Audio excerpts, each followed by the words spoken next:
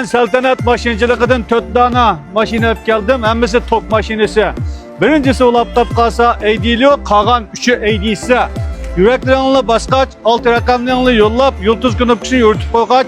Muşu zopunun takılışı için bir kişi kesanlı koşap. Maşinimiz hem de saltanat maşinciliğinin maşineye buluş ölçümüge toşkan.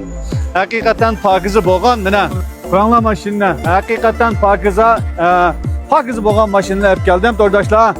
Maşinimizdeki BDV'stin çırayla hem bunu eydiliyor, eydisi degan sırada pişik ulap ketdi. Ma ulap kapqası 2022 getinirken boğan maşine pul ise 120 bin koyunun aslında 110 bin koy qap ketsanlı butu. Ma ulap kapqası 2025 gete ve asası 24 nechinci ayının maşinesi. Mangan bu sapsımı 30 bin kilometre mangan maşine.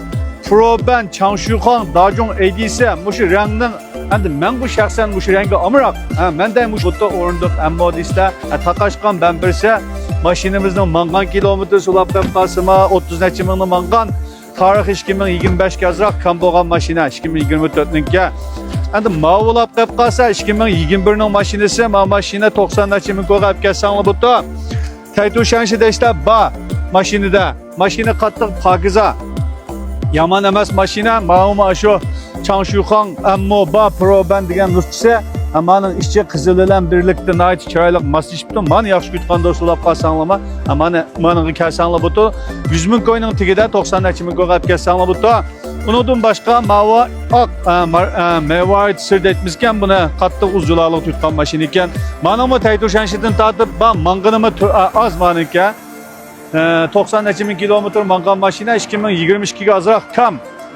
Maşina pakizliği mesela kögenday. Bolsa ya bir tonunçuga yakıp koyaslar saltanat kelgen kepakkan saltanatın maşinini yığış ölçümünü kögen. Maşinelerimizin köp ketken tordaşlar kelsek bir tonun ezip koysanlar buton maşina muşu kette. Hem biz 4 tane top maşinesi kette. Tizrak bulaslar. Kinki zopunda köşede. Ondan başka ama Lexus'tan mal Lexus ne? Bugün yine kolgu düştü bir tane Lexus. Ben tapanmadım sizin o işinizi izlet. Ne vardı krep kalsınız mal Lexus'ı hep gelsiniz bütün 100 bin koyunun tigide ama 2015 getirken Lexus tokma aralaş 100 bin koyunun tigide. Hemisi kinki zopunda köşede kollavatkan barış azizler köptün köp rahmet sizlerge. Her millet karındaşlar kolluğun onluğu köptün köp rahmet. Hayır hoş.